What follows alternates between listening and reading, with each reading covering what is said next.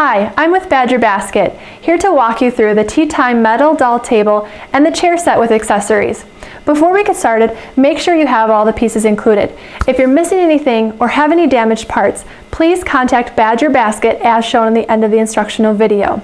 So let me show you how. To accessorize for tea time, what you're going to do is take the tablecloth. You're going to put the elastic piece going around the top of the table until it's fully stretched across. Then you're going to take each of these chair pads and put them on each chair.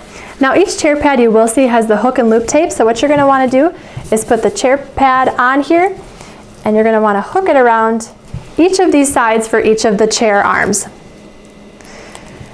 And then you're going to repeat the same thing on the other chair.